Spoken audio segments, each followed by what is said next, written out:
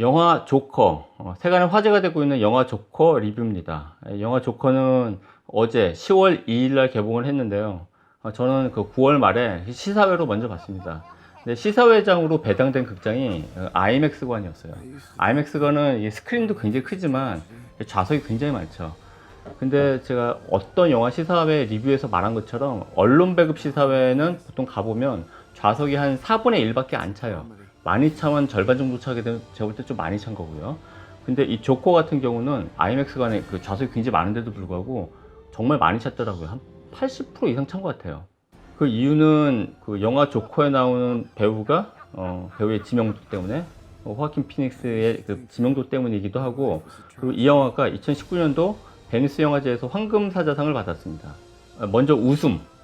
이 영화 제목, 조커가 말하듯이 이 조커가 얼굴에다가 페인팅으로 웃음을 그려넣은 캐릭터를 말하는 거잖아요. 그러니까 1차적인 웃음이 있고, 이 극중 배우 조커가 생계를 위해서 하는 일이 스탠딩 코미디입니다. 사람을 웃게 해야 돼요. 이런 점에서도 웃음이 있고, 이 사람의 꿈이 아주 유명한 코미디언이 되는 거예요. 그것도 웃음하고 연관이 있죠.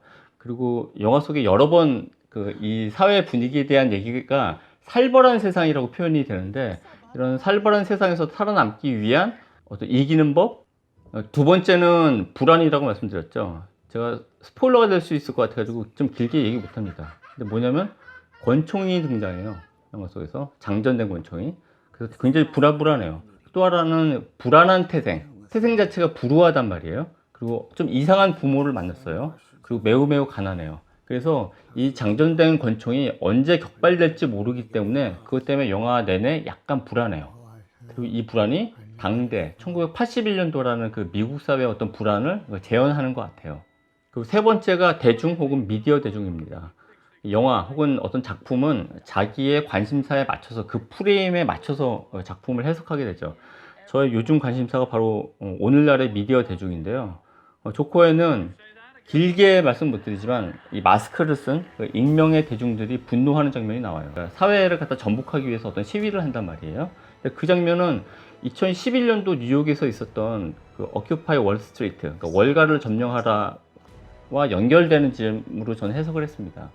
근데 지금 이게 이 미디어 대중을 저는 이렇게 곱게 본 건 아니고, 이 익명의 대중이 익명의 가면을 쓰고 익명 뒤에서 사회를 전복하는 어떤 반영웅에 환호하는 요즘의 어떤 SNS 어떤 문화에 대한 반영처럼 저는 해석이 됐거든요. 전 물론 그런 현상을 안 좋게 보고 있습니다.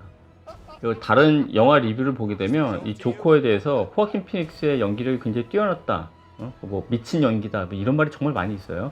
미친 연기를 하고는 있는데 그렇게 간단하게 풀이할 수 있는 얘기는 아니고, 이 호아킨 피닉스가 출연했던 영화를 제가 근자에 어떤 영화를 봤나 했더니 그녀를 봤고, 마스터를 봤고, 가장 최근에는 너는 여기에 없었다, 이 세 편을 봤더라고요.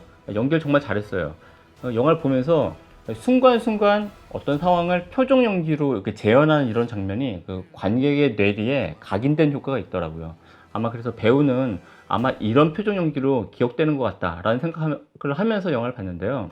그래서 영화라는 장르가, 영화는 어떤 스토리가 있잖아요. 근데 스토리의 탄탄함보다는 배우의 캐릭터와 연기력으로 각인되고 평가받는 예술 장르가 영화겠구나 하는 생각을 하면서 영화를 봤습니다. 영화 속에서 농담이 나와요. 이 영화가 배경이 스탠딩 코미디언의 이야기다 보니까 다른 사람이 하는 스탠딩 코미디가 나오는데, 남녀가 섹스를 대하는 태도에 대한 얘기가 나오는데, 정확하게 전부 다 기억하고 있지는 않은데, 여자를 섹스에 대한 관심을 차에 비유하고 남자의 섹스에 대한 관심을 주차에 비유를 합니다. 그래서 여자는 이 차가 오래 가는지를 주시한다라고 얘기하고, 남자는 빈자리가 있는지, 그리고 안전한지, 주차가, 그리고 돈 내라고 하지는 않는지에 관심을 둔다라고, 남녀의 섹스에 대한 관계를 비유해서 얘기를 하는데 굉장히 재밌었어요. 영화를 보면서 격가지로 든 생각은 뭐냐면, 이 영화의 배경이 1981년도 뉴욕입니다. 그때는 휴대전화가 있는 초연결 사회도 아니고, 그리고 CCTV가 많은 감시 사회도 아니란 말이에요.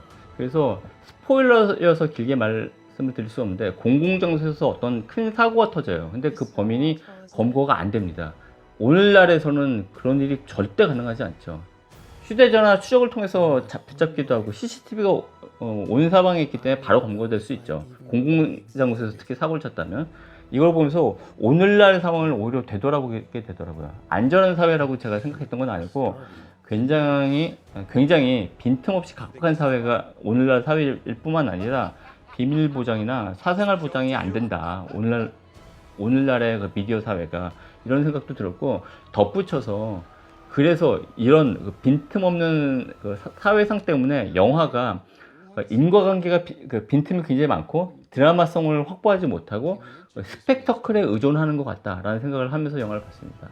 영화 조커는 2019년 9월 26일 오후 4시에 CGV 용산 아이파크몰에서 언론 배급 시사회로 봤습니다. 저는 이 영화의 별점 4개랑 4개 반 사이에서 고민하고 있는데요. 제가 이런 고민을 기생충 할 때도 똑같이 했었거든요. 근데 그때 결과적으로 4개 반을 줬죠. 조커도 4개 반을 주기로 결정했습니다.